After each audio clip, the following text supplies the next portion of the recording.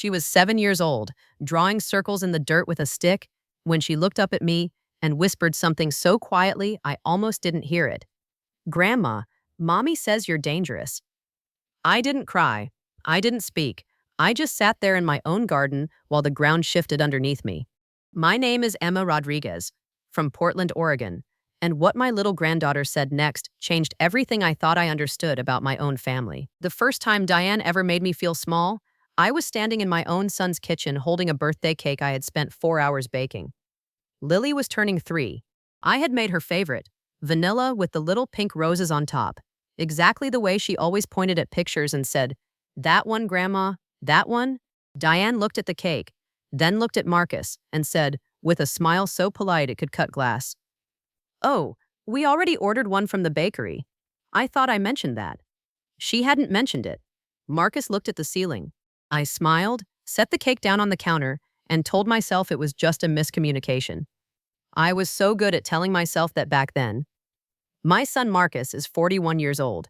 He's the kind of man who genuinely believes that if everyone in the room is smiling, everything must be fine. He married Diane 7 years ago, and from the very beginning there was something about her I couldn't name. Not rudeness exactly, not cruelty exactly, more like a very careful, very deliberate management of every situation so that she always came out looking reasonable and everyone else came out looking like the problem.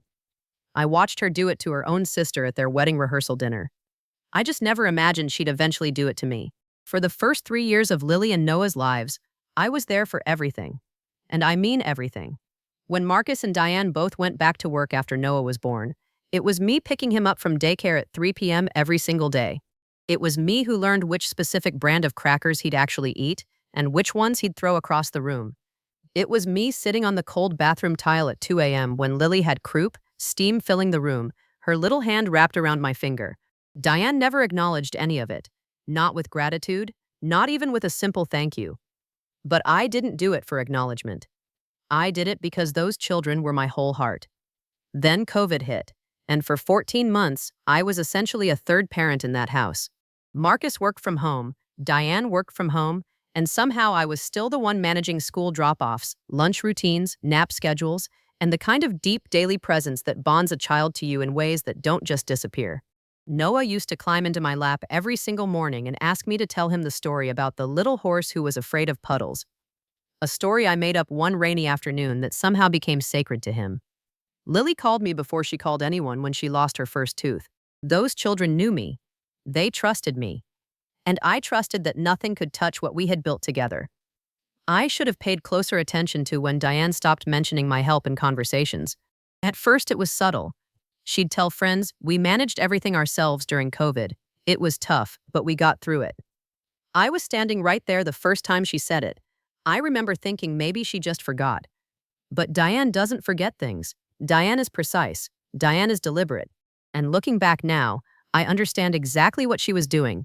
She was quietly, methodically erasing my role in those children's lives from the official family story. And once she erased me from the story, the next step was erasing me from the children themselves. The sleepovers were the first real signal I ignored. For years, Friday nights meant Lily and Noah at my house. Homemade pozole, movies on the couch, Noah falling asleep with his shoes still on. Then suddenly, in the spring of last year, there was always a reason it couldn't happen. A birthday party, a school project. Lily wasn't feeling well. Noah had an early soccer game. Each excuse was perfectly reasonable on its own. But when I sat down one night and counted 7 canceled sleepovers in a row, my stomach did something it had never done before. It dropped. Slowly, like something falling into very deep water. And I just sat there at my kitchen table in Portland with my cold cup of coffee, finally letting myself think the thought I'd been avoiding for months. Something is being done to me, and I don't yet know how far it's already gone. It was a Tuesday afternoon in October when I saw it. I hadn't planned to stop by. I was just driving back from the grocery store, and I had a container of Marcus's favorite green chili stew that I'd made that morning. And I thought, why not? I pulled into the driveway, walked up to the front door, and through the narrow glass panel beside it, I could see into the living room. Lily and Noah were on the couch. Diane was kneeling in front of them, her back to me, speaking to them in that low, controlled voice she uses when she wants to sound calm but means business. Noah was nodding. Lily was staring at her lap. I raised my hand to knock, and then something stopped me. Some instinct I still can't fully explain made me stand there just one moment longer. Diane reached out and tucked a strand of hair behind Lily's ear, then said something that made Noah glance, just briefly, toward the front door. Like he was checking, like he'd been told to check. I knocked. By the time Diane opened the door, she was smiling, and both children were looking at the television like nothing had happened at all. I told myself I was reading too much into it. I made that mistake for another 6 weeks. Thanksgiving was the moment my body stopped letting me lie to myself. The whole family was there. Marcus's uncle, his cousin Brett, my daughter Rita, who had driven up from Eugene. The house smelled like roasted turkey and the cinnamon candles Diane always burns in November. And for the first hour, everything looked almost normal. Then I walked into the hallway where Noah was sitting on the stairs, scrolling through Marcus's old phone. And I felt such a rush of pure love for this boy, this child I had held since he was 4 hours old, that I just reached out naturally, the way I had 10,000 times before, to pull him into a hug. He pulled back. Not dramatically, not rudely, just back. His shoulders curved inward, and his eyes went to the floor, and he said, "Hi, Grandma," in a voice that belonged to a child talking to a stranger at a school function, not his grandmother, who knew every scar on his knees and every nightmare that woke him at night. I stood in that hallway with my arms still slightly open, and I felt something in my chest crack down the middle, so cleanly it was almost quiet. Rita saw it happen. She found me in the kitchen 10 minutes later pretending to check on the rolls, and she put her hand on my back and didn't say anything for a long moment. Then she said, very quietly, "Emma, that's not normal. That's not a phase." I nodded. I couldn't speak. Rita has always been the one in our family who says the thing everyone else is busy pretending not to see. And I loved her for it in that moment, and also desperately wished she hadn't said it, because now I couldn't unknow it. The week after Thanksgiving, I started keeping a journal. Nothing dramatic, just a plain green notebook I bought at the drugstore. I wrote down dates, times, specific things I noticed. November 28th. Noah flinched at physical contact, avoided eye contact, used formal tone. December 3rd. Called to speak with Lily. Diane answered. Said Lily was busy. Lily never called back. December 9th. Marcus canceled our Sunday lunch. No reason given. Rescheduled twice. December 11th. Lily stopped using the word grandma. Not replaced it with anything. Just stopped. Every entry on its own looked like nothing. Together they looked like a map of something being systematically dismantled, one small piece at a time. My neighbor Gloria, a retired school counselor who had known my family for 11 years, came over for coffee on a Wednesday in December and said something that made me set my mug down very carefully on the table. She told me she had run into Diane at the farmer's market the previous weekend. She said Diane had been warm, friendly, chatty, and then at the end of the conversation, completely unprompted, Diane had mentioned that I had been going through some things lately and that the family was trying to give me space to get my emotions under control. Gloria looked at me steadily across my own kitchen table and said, "Emma, I've known you for over a decade." I didn't say anything to her, but I'm telling you, that woman is talking about you, and she is not saying good things. My hands were completely still on the table. Inside, something cold and clarifying moved through me, the way a window feels when you finally open it in a room that's been closed too long. This was not in my head. This was not me being too sensitive. This was deliberate. This was coordinated. And it had been going on long enough that it had already reached my neighbors. That night, I sat at my kitchen table with my green notebook open in front of me, and I read every entry from the beginning. Then I turned to a fresh page and I wrote 4 words at the top and underlined them twice. What does she want? Because women like Diane, precise, patient, calculated women, they don't do things without a reason. They don't invest this kind of sustained, quiet energy into something unless there is something specific they are trying to achieve. I didn't have the answer yet, but I was finally asking the right question. And somewhere in that shift, from confusion to clarity, from self-doubt to cold-eyed focus, I stopped being the woman who was happening to and started becoming the woman who was paying attention. It happened on a Saturday in January when the sky over Portland was that specific flat gray that makes everything feel suspended, like the whole world is holding its breath. Diane had invited me over, which itself was unusual enough that I'd written it down in my notebook before I even left the house. She said Marcus was taking Noah to a soccer clinic and she had some errands to run, and could I come sit with Lily for a couple of hours? I said yes before she finished the sentence. 2 hours alone with my granddaughter. I would have driven through a snowstorm for that. When I arrived, Diane was already gathering her purse and keys with that efficient, distracted energy she performs when she wants you to know she's very busy and very important. She gave Lily a long look, the kind of look that isn't really about love, it's about instruction. And then she was gone. The door clicked shut, and for the first time in what felt like forever, it was just me and my girl. At first, Lily was quiet in that careful way she'd learned, the way children get quiet when they've been taught that what they say gets reported back. We sat together in the backyard even though it was cold, because Lily asked to, and I had learned by then to follow her lead completely. She found a stick almost immediately. She's always been a child who needs something in her hands when her mind is working, and she started drawing slow circles in the dirt near the garden bed. I sat on the old wooden bench and I just watched her, and I didn't push, and I didn't ask, and I let the silence be whatever it needed to be. 4 minutes passed, maybe 5. Then Lily stopped drawing and looked up at me with those dark, serious eyes she has, eyes that have always been too old for her face, and she said it so quietly that the word barely disturbed the air between us. Grandma, Mommy says you're dangerous. I have replayed that moment 10,000 times since January. The way her voice dropped on the word dangerous, like she wasn't sure she was allowed to say it out loud.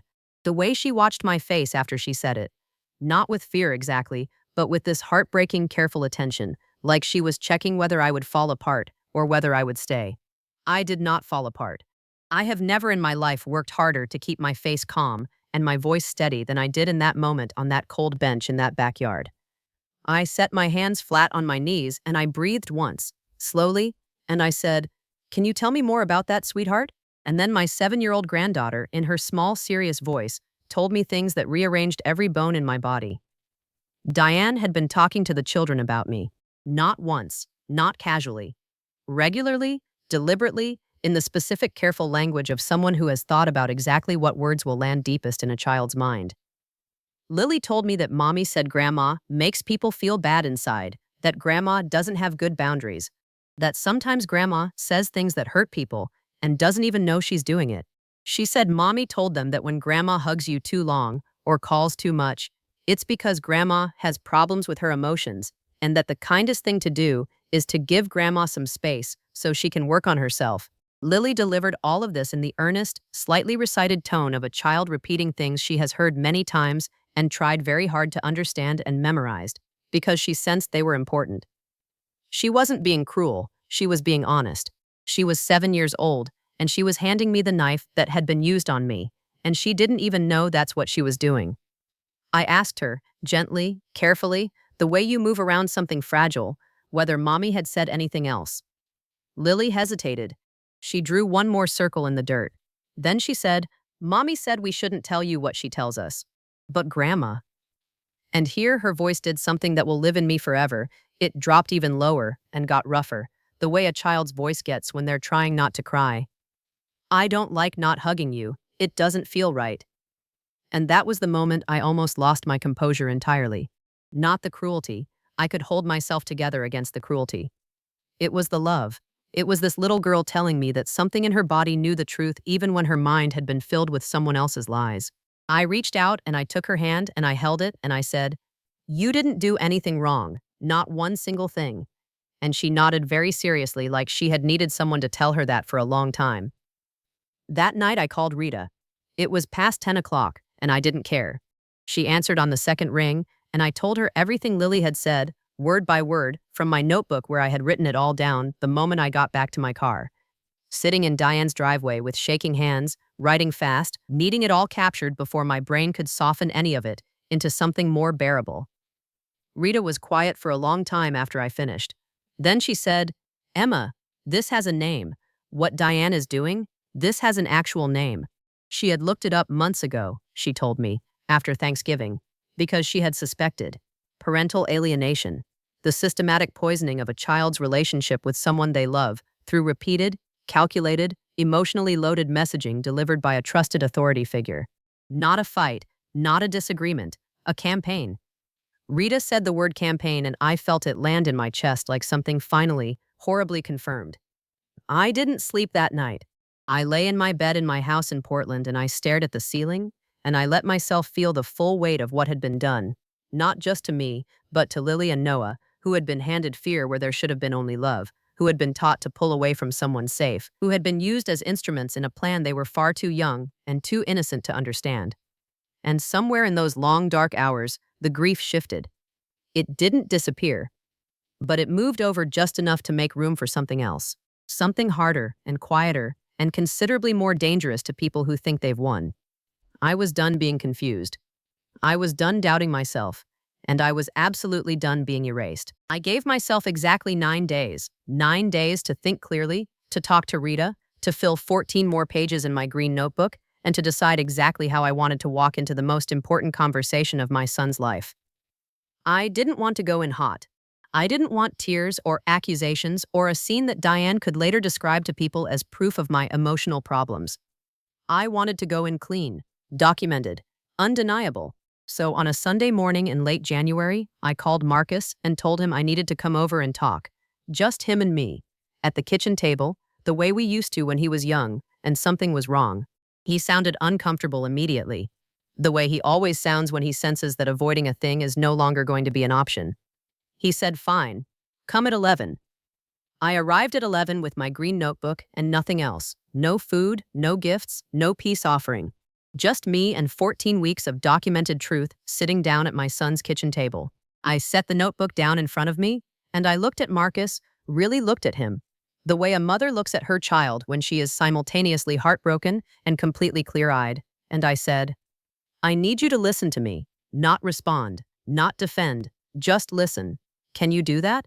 He wrapped both hands around his coffee mug and nodded once. So I opened the notebook and I started reading. November 28th, December 3rd, December 9th, December 11th. Every entry, every date, every specific observable change in his children's behavior toward me. Every canceled visit, every avoided hug, every phone call that never got returned. I read it all in a steady voice, and I watched my son's face move through a series of expressions he clearly had no plan for. Confusion first, then discomfort, then something that looked almost like recognition, which he immediately tried to push back down. When I got to the entry from the Saturday in January, Lily in the backyard, the stick, the circles in the dirt, I read it slowly. I read every word Lily had said. Dangerous, problems with her emotions, give Grandma space so she can work on herself.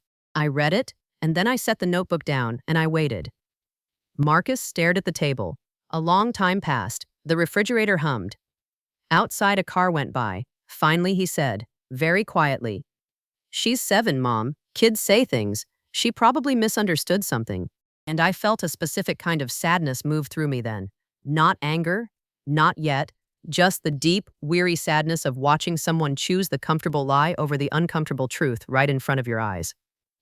I was about to respond when I heard the door from the garage open. Diane walked in wearing her running clothes, earbuds around her neck, cheeks flushed, and the second she saw my notebook on the table and the look on Marcus's face, something behind her eyes went very still and very alert, the way a person goes still when they walk into a room and instantly calculate that the situation is not what they expected. She recovered in less than 2 seconds. She smiled. She said, "Emma, I didn't know you were coming by." And I said, "I know." What happened next is something I have never seen from Diane in 7 years of knowing her. Because every version of Diane I had ever encountered was controlled, measured, strategic, always 3 sentences ahead of everyone else in the room.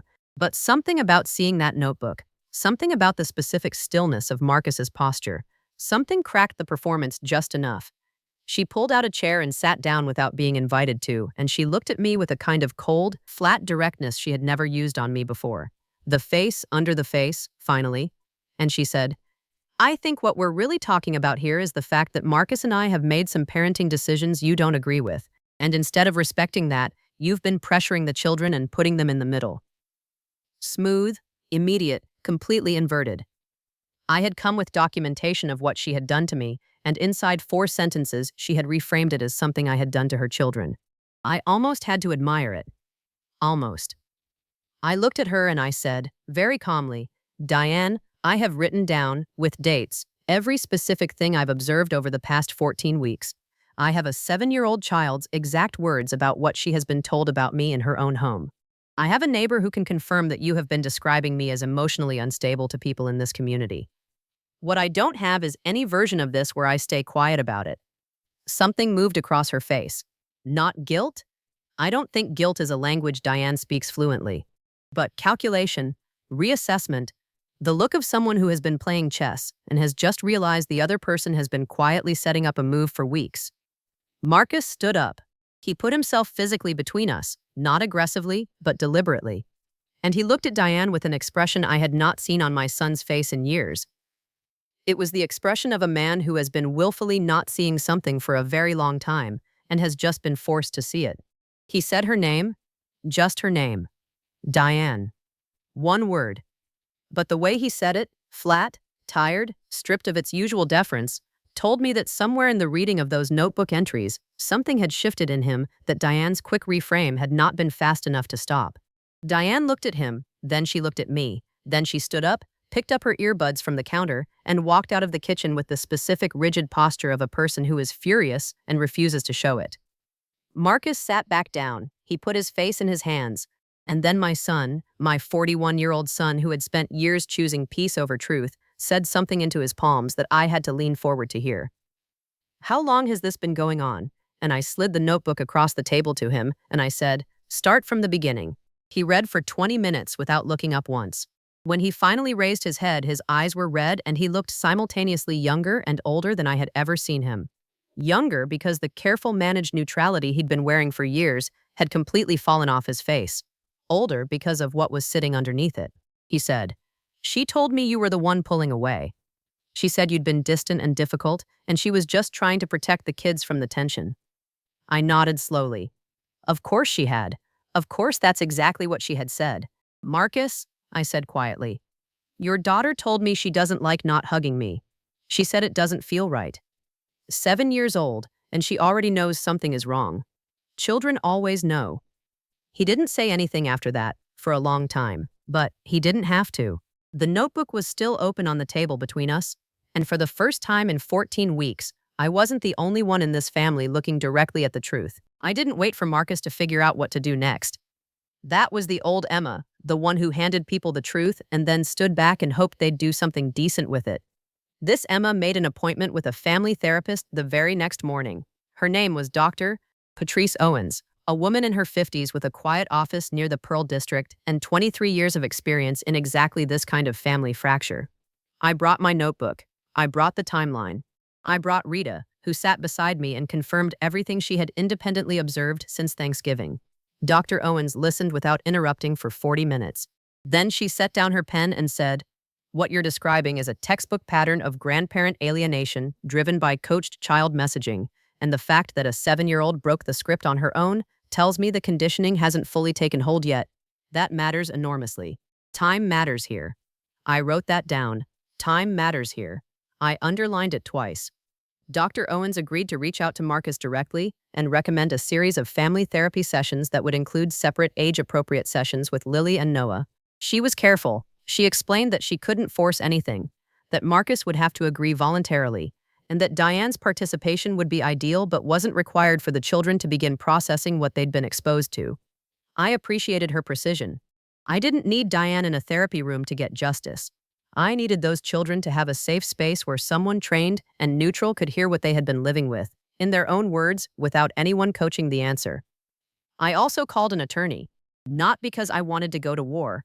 I want to be honest about that. The thought of dragging my grandchildren through a legal process made me physically ill, but I needed to understand my rights. I needed to know where I stood and what options existed if Marcus ultimately chose Diane over his own children's well-being.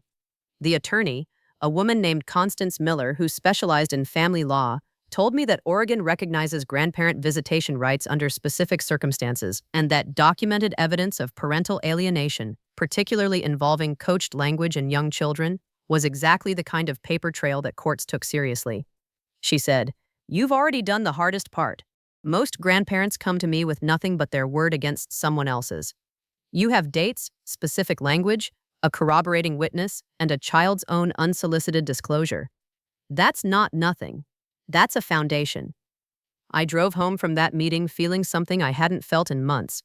Not happiness exactly. Solid. I felt solid.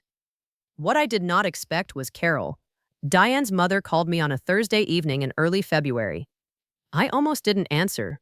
I didn't recognize the number, and I was tired in the deep structural way that comes from weeks of emotional excavation. But something made me pick up.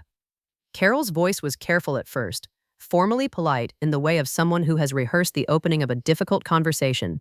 She said she hoped she wasn't overstepping. She said she had heard from Diane's own sister, who had apparently reached a limit of her own, about what had been happening with me and the grandchildren. There was a long pause. Then Carol said, "Emma, I owe you an apology on behalf of my family. What you've been put through." I raised her. I know exactly how she operates when she decides someone is a threat to her control. And I am so sorry it was directed at you. I sat down on my kitchen floor, just slid right down the cabinet onto the tile, because I had not expected that. I had not expected the enemy's own mother to be the one to call me and confirm, in plain language, that what I had experienced was real, was recognizable, was a pattern she had watched her daughter run on other people before. Carol told me something else, something that answered the question I had written in my notebook weeks earlier. What does she want? Diane had been quietly building a case, Carol said, for why Emma Rodriguez should have a minimal role in her grandchildren's lives going forward. Why? Because Marcus's father, my ex-husband Gus, who I had been divorced from for 16 years, had recently updated his estate planning. And in that updated plan, there was a provision that tied a portion of the children's future trust to the involvement of their active and present grandparents. Gus had always been close to the kids. He had put that language in there specifically to protect those relationships. Diane had found out, and Diane had decided that the cleanest solution was to make Emma Rodriguez look unstable, dangerous, and self-removing, so that by the time the estate paperwork became relevant, Emma would already be gone from the picture and no one would question it. It wasn't just cruelty, it was strategy. It was financial. It was cold. I sat on that kitchen floor for a long time after Carol hung up, and then I called Constance Miller and told her what I'd just learned. She was quiet for exactly 4 seconds, and then she said, "Forward me everything. We're going to want to document this conversation, and I'd like Carol's willingness to provide a written statement." This changes the picture considerably. Marcus called me 2 days later. His voice was different, not the careful managed tone he'd been using for months, but something rawer and more uncertain.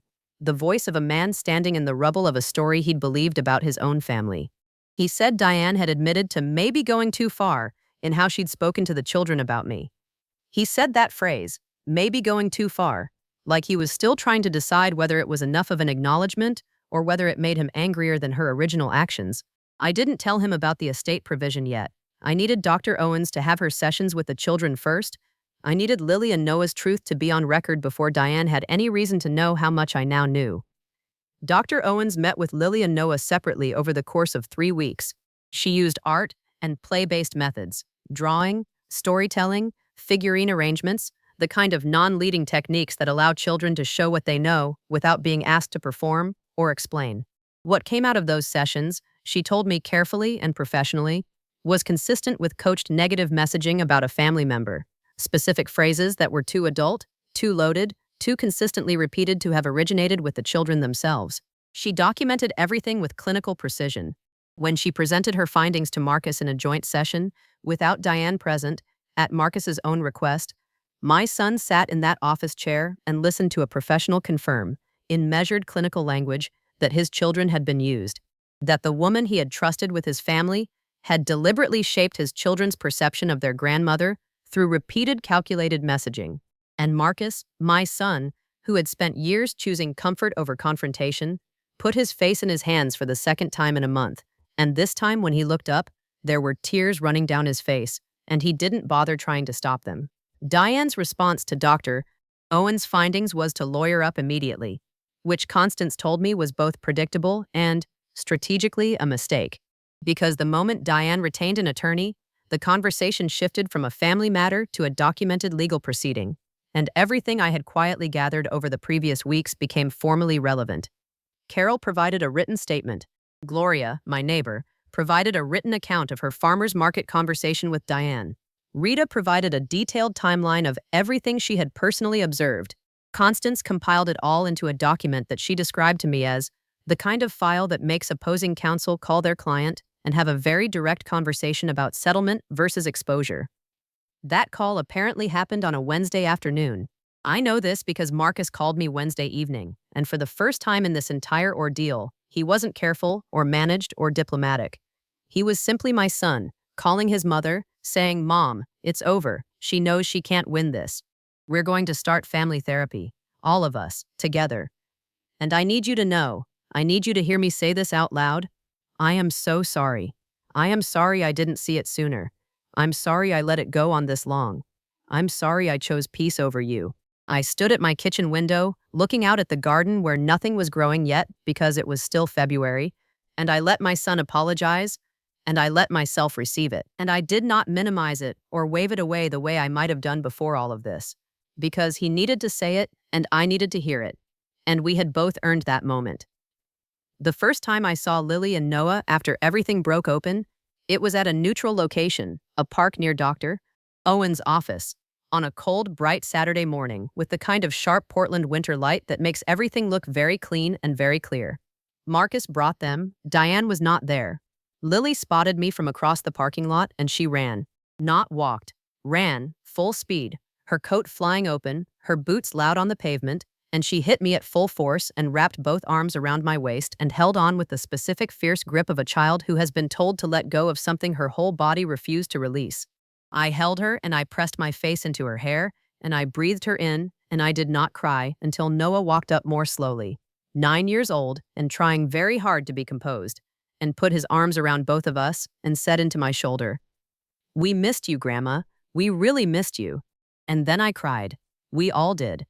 Even Marcus, standing a few feet away with his hands in his pockets, looking at his children holding their grandmother in a parking lot in February, cried in the quiet, private way of a man confronting the cost of the peace he chose for too long. It wasn't a perfect ending. Diane and Marcus began couples therapy, which I have no particular feelings about either way. My relationship with Marcus is being rebuilt slowly and honestly, the way you rebuild something that has been structurally damaged, carefully, with attention to every joint. Lily asks me to tell her new stories now, ones she picks the topic for. Last week, she asked for a story about a little girl who finds a door in the garden that leads somewhere no one has ever been. I told her the whole thing on the phone, and she listened without saying a word until the very end. And then she said, "Tell me another one, Grandma." And I did. I will keep doing that for as long as she wants to listen. For as long as I have breath and stories and a phone that rings with her name on the screen. There is something nobody tells you about being quietly erased from people you love. They don't tell you that the hardest part isn't the cruelty itself. It's the self-doubt that wraps around the cruelty like a second skin. For months, I walked around asking myself whether I was too sensitive, too present, too much. Whether I had somehow caused this without realizing it. Whether the problem, at its root, was simply me. That internal questioning, that reflexive reaching for self-blame before evidence, is not weakness. I want to say that clearly because I know some of you listening right now are doing the exact same thing. You are sitting with a version of my green notebook in your head, adding up small moments, and then immediately discounting them because you love these people and you don't want the math to come out the way it's coming out. I see you, and I want you to know that the doubt you feel is not proof that you're wrong. It's proof that you're someone who takes responsibility seriously. That is not the same thing as being the problem. What happened in my family has a name: parental alienation. But I want to talk about the version of it that targets grandparents, because it is shockingly common and almost never discussed openly. It doesn't always look dramatic. It doesn't announce itself. It arrives in the form of shortened visits and vague excuses and children who suddenly become careful around you in ways they never were before.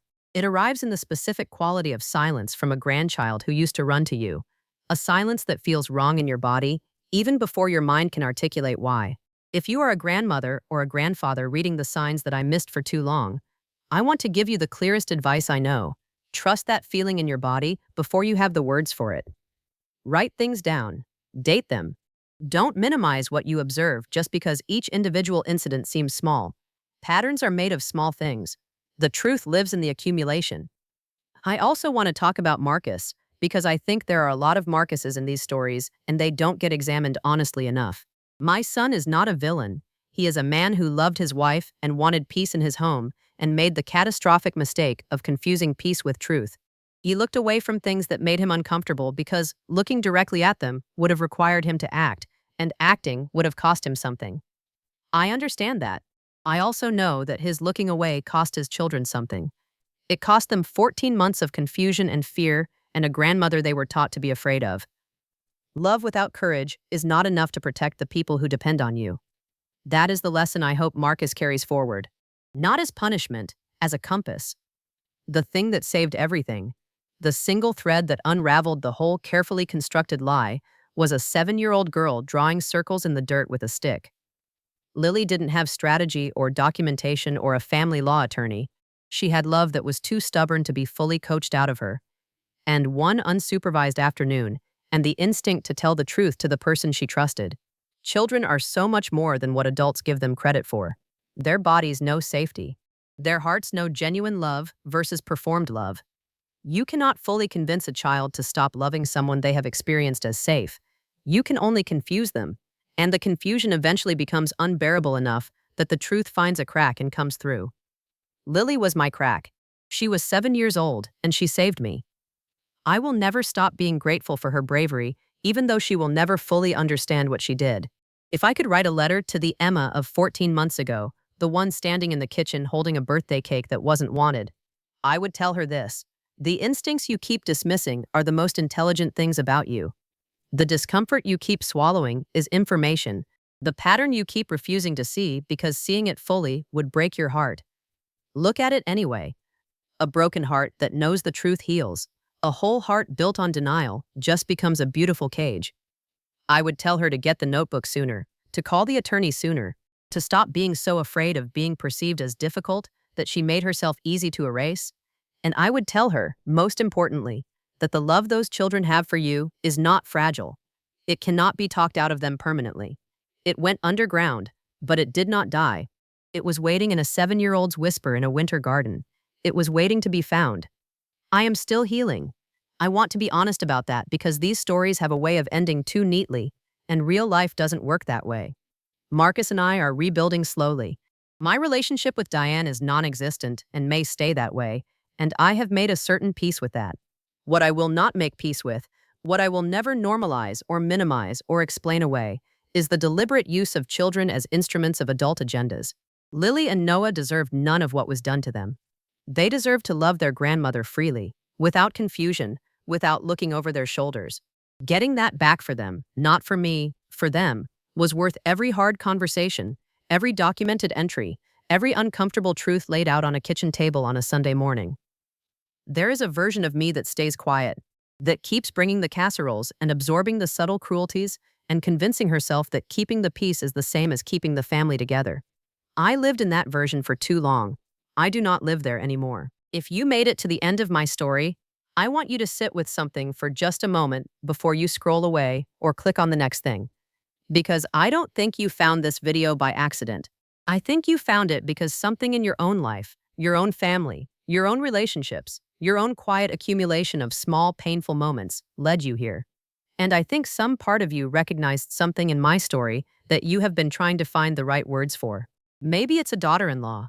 Maybe it's a son who keeps choosing peace over truth. Maybe it's grandchildren who have started feeling just slightly out of reach in a way you can't fully explain to anyone without sounding like you're overreacting. Maybe it's something else entirely. A sister, a parent, a family system that has been slowly, quietly rewriting you as the problem for years. Whatever brought you here, I see you, and I want you to know that what you feel is not nothing. What you notice is not nothing. The love you are fighting to protect is not nothing. This channel exists because these stories deserve to be told out loud. Not performed, not dramatized for shock value. Told. The way women tell each other the truth late at night when the house is quiet and they finally have the space to say the thing they've been carrying alone. I started watching videos like this one during the worst months of my situation, in the dark on my phone, and what kept me coming back wasn't entertainment. It was the specific relief of hearing someone else describe an experience I had been convinced was unique to my own personal failing. That relief is real. That recognition is powerful. And if my story gave you even one moment of that, even one moment of feeling less alone in whatever you are carrying, then telling it was worth every uncomfortable word. So if this story reached something in you, I want to ask you for one small thing. Not a subscription, not a like, though those things do genuinely help this channel reach the women who need it most. And if you feel moved to do that, I am truly grateful. What I really want to ask is this. Share this video with one woman in your life who you think might need it. Not with a long explanation. Not with, "This reminded me of your situation." Just send it quietly, the way you'd slide a note under a door.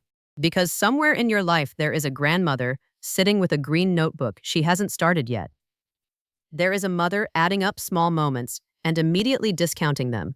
There is a woman standing in a kitchen holding something she made with love that isn't being received, and she is telling herself she is imagining it. She is not imagining it, and she deserves to hear that from someone who has been exactly where she is standing. I'll be back with another story soon.